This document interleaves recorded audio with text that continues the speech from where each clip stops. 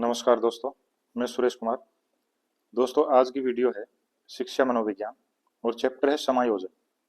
तो ये वीडियो काफ़ी शानदार रहने वाली है क्योंकि इसमें समायोजन से संबंधित पूछे गए सभी इंपॉर्टेंट क्वेश्चंस लिए गए हैं।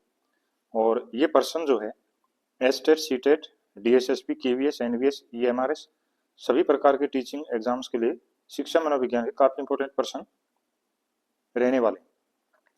तो चलिए वीडियो को शुरू करते हैं। आज का पहला जो प्रश्न है, समायोजन करने वाले व्यक्ति का लक्षण है। तो जो समायोजन करने वाला व्यक्ति है उसका क्या लक्षण होता है? तो इसमें हमारा जो राइट ऑप्शन होगा वो ऑप्शन डी है, उपरोक्त सभी। यानी कि उसमें संतुलन, संतुष्टि एवं सुख, समाज के अन्य व्यक्तियों का ध्यान, ये सभी उसके लक्षण माने जाते हैं जो समायोजन करने वाला व्यक्ति होता है। प्रश्न नंबर 2 है, व्यक्तित्व का कुसमायोजन प्रकट करता है। अगर कोई व्यक्ति कुसमायोजन से ग्रस्त है तो उसमें क्या होता है? तो इसमें हमारा जो राइट ऑप्शन होगा वो ऑप्शन डी है। यानी कि आक्रमणकारी के रूप में हो सकता है, पलायनवादी प्रवृत्ति में उसका हो सकता है, या झगड़ालू प्रवृत्ति में वो कुसमायोजन का शिकार हो सकता है। प्रश्न नंबर 3 है, जब बालक अपनी असफलताओं के दोष को किसी दूसरे के ऊपर लादने की कोशिश करके अपने तनाव को कम करने का प्रयास करता है तो वह विधि कहलाती है। तो ये कौन सी विधि होती है? तो इसमें हमारा जो राइट ऑप्शन होगा वो है ऑप्शन ए। ये स्थानापन्न समायोजन का एक प्रकार है जब बालक अपनी असफलताओं को दोष किसी दूसरे पर मढ़ने की कोशिश करता है। प्रश्न नंबर 4 है, निम्नलिखित में से कुसमायोजित बालक है। यानी कि कुसमायोजित बालक की इनमें से कौन सी विशेषता होती है? तो इसमें हमारा जो राइट ऑप्शन होगा वो ऑप्शन डी है, उपरोक्त सभी। यानी कि अगर कोई बालक कुसमायोजित है तो उसमें क्या हो सकता है? साधारण सी बाधा उत्पन्न होने पर मानसिक संतुलन को खो देना, ये उसकी विशेषता हो सकती है। असामाजिक, स्वार्थी व सर्वथा दुखी होता है, ये भी उसकी विशेषता है। और परिवेश से अनुकूल स्थापित करने में असमर्थ होता है, यानी कि वो अडोप्टेशन नहीं कर पाता। प्रश्न नंबर 5 है, बाह्य विषय के गुणों को अपना लेना या दूसरे व्यक्ति के गुणों को अपने व्यक्तित्व में ग्रहण कर लेना क्या कहलाता है? यानी कि किसी दूसरे व्यक्ति के गुणों को अपने व्यक्तित्व में अपनाना, तो ये किसका उदाहरण होता है? तो इसमें हमारा जो राइट ऑप्शन होगा वो बी है, इसको तादात्म्य में कहा जाता है। प्रश्न नंबर 6 है, भग्नाशय आवश्यकता की पूर्ति या लक्ष्य की प्राप्ति में अवरुद्ध होने या निष्फल होने की भावना है जिसे व्यक्ति महत्वपूर्ण समझता है, किसकी परिभाषा है? तो ये किसने परिभाषा दी है? इसमें हमारा जो राइट ऑप्शन होगा वो सी है। ये कोलसनिक की परिभाषा है जो उन्होंने भग्नाशय के बारे में बताया है। प्रश्न नंबर 7 है, तनाव का अर्थ है संतुलन के नष्ट होने की सामान्य भावना और परिस्थिति के किसी अन्य अत्यधिक संकटपूर्ण कारक का सामना करने के लिए व्यवहार में परिवर्तन की तत्परता है। तो ये किसकी परिभाषा है? इसमें हमारा जो राइट ऑप्शन होगा वो बी है, ड्रेवर। यानी कि तनाव के बारे में ड्रेवर का कथन है। प्रश्न नंबर 8 है, संघर्ष का अर्थ विरोध और विपरीत इच्छाओं में तनाव के परिणाम स्वरूप उत्पन्न होने वाली कष्टदायक संवेगात्मक दशा, ये किसका कथन है? तो इसमें हमारा जो राइट ऑप्शन होगा वो है ए, ये डगलस व हॉलैंड का कथन है। प्रश्न नंबर 9 है, दिवा संपन्न देखने वाला प्रसन्न रहता है, तो उसका क्या कारण है? तो इसमें हमारा राइट ऑप्शन ए होगा, कल्पनाशीलता के कारण जो है दिवा संपन्न देखने वाला व्यक्ति प्रसन्न रहता है। प्रश्न नंबर 10 है, किशोरों में दवंध उभरने का प्रमुख कारण है। तो किशोरों में जो दवंध की स्थिति पैदा होती है वो किसके कारण होती है? तो इसमें हमारा जो राइट ऑप्शन होगा ऑप्शन डी, अवसरों की प्रतिकूलता। यानी कि अवसर प्रतिकूल हो तभी किशोरों में दबंध पैदा होता है। दोस्तों, इसी तरह के शानदार प्रश्नों के लिए, क्योंकि अभी एस्टेट की जो परीक्षा है वो आयोजित होने वाली है, तो एस्टेट की परीक्षा में किसी भी लेवल के जो शिक्षा मनोविज्ञान के शानदार प्रश्न हैं उनके लिए आप हमारे चैनल को सब्सक्राइब करें। और पिछली जो वीडियो है उनमें काफी शानदार प्रश्न टॉपिक वाइज दिए गए हैं, उन सभी वीडियो को जरूर देखें। प्रश्न नंबर 11 है, एक स्कूल से भागने वाले बालक के अध्ययन की सर्वाधिक उपयोगी विधि है। अगर कोई बच्चा बार बार स्कूल से भागता है तो उसका अध्ययन करने के लिए कौन सी विधि सबसे उपयोगी मानी जाती है? तो इसमें हमारा जो राइट ऑप्शन होगा वो बी है, केस स्टडी। प्रश्न नंबर 12 है, समायोजन वह प्रक्रिया जिसके द्वारा प्राणी अपनी आवश्यकताओं और इन आवश्यकताओं की पूर्ति को प्रभावित करने वाली परिस्थितियों में संतुलन रखता है। ये परिभाषा समायोजन के बारे में किसने दी है? तो इसमें हमारा राइट ऑप्शन ए होगा। बोरिंग, लैंगफेल्ड व वेल्ड के द्वारा ये समायोजन की परिभाषा दी गई है। प्रश्न नंबर 13 है, छात्रों को अपना अधिकतम विकास करने में सहायता देने के लिए आवश्यकता पड़ती है। किसकी आवश्यकता पड़ती है इनमें से? तो इसमें हमारा जो राइट ऑप्शन होगा वो बी है, परामर्श की। प्रश्न नंबर 14 है, समायोजन की प्रक्रिया है। तो समायोजन की जो प्रक्रिया वो कैसी है? इसमें हमारा जो राइट ऑप्शन होगा वो बी होगा, ये गतिशील प्रक्रिया है। प्रश्न नंबर 15 है, समायोजन दूषित होता है। समायोजन किसके कारण दूषित होता है? तो इसमें हमारा जो राइट ऑप्शन होगा वो ऑप्शन सी, उपरोक्त दोनों, यानी कि संघर्ष और कुंठा दोनों से समायोजन दूषित होता है। प्रश्न नंबर 16 है, एक बालक नवीन पुस्तक चाहता है लेकिन माता पिता अपनी कमजोर आर्थिक स्थिति के कारण पुस्तक दिलाने में असमर्थ हैं। बालक अपनी फटी पुरानी पुस्तक से ही संतोष अनुभव करता है और शांत व प्रसन्न रहता है। ये किसका उदाहरण है?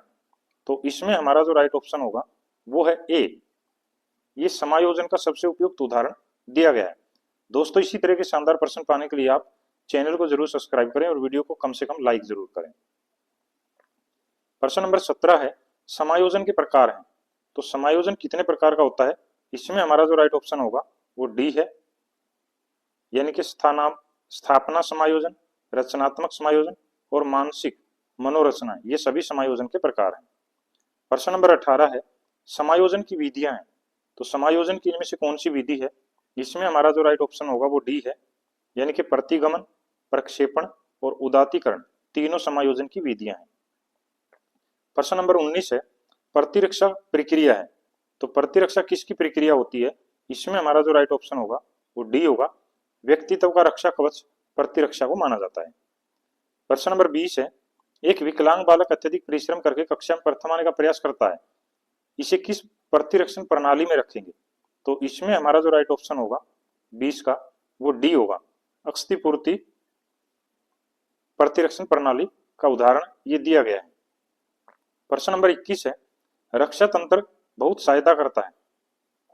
तो रक्षा तंत्र किससे निपटने में सहायता करता है? इसमें हमारा जो राइट ऑप्शन होगा वो बी होगा, दबाव से निपटने में रक्षा तंत्र सहायक होता है। प्रश्न नंबर 22 है, शारीरिक निर्योग्यता वाले व्यक्ति के लिए निम्न में से कौन सी युक्ति तंत्र सबसे संतोषजनक होगी? तो सबसे संतोषजनक पूछा गया है जो शारीरिक निर्योग्यता वाला व्यक्ति उसके लिए। तो इसका हमारा जो राइट ऑप्शन होगा वो सी होगा, अति कल्पना जो है वो उसके लिए सबसे संतोषजनक होती है।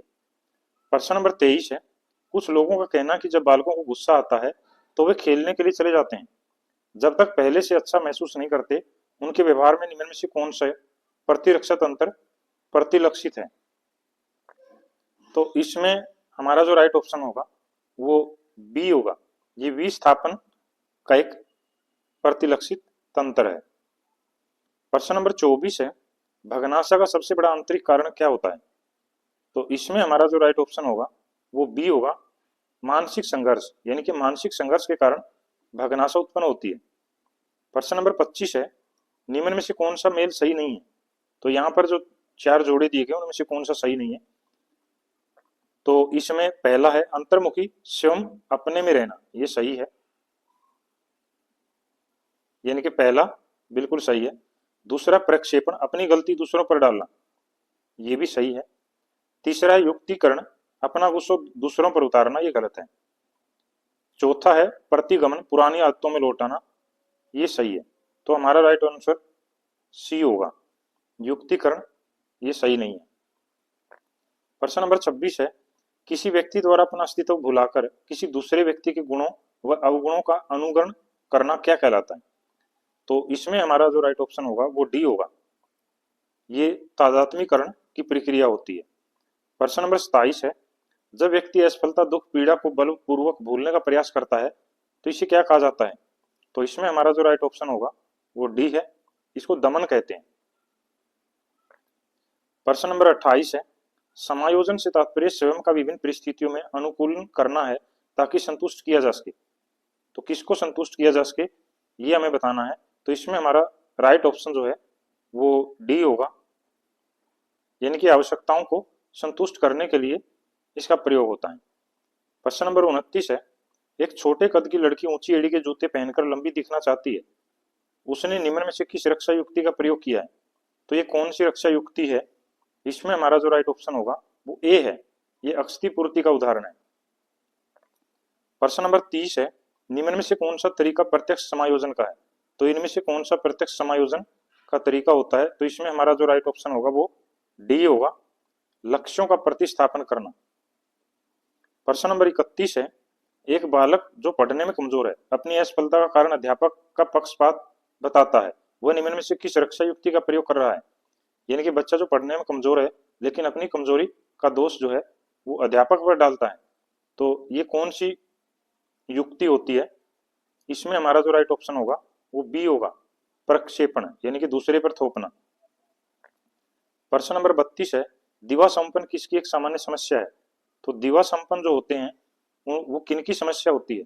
तो इसमें हमारा राइट ऑप्शन बी होगा, जो अपराधी बालक है वो दिवा संपन्न की समस्या से ग्रस्त होते हैं। प्रश्न नंबर 33 है, किशोरों को निर्णय लेने का कोई अनुभव नहीं होता, ये प्रसिद्ध कथन किस व्यक्ति का है?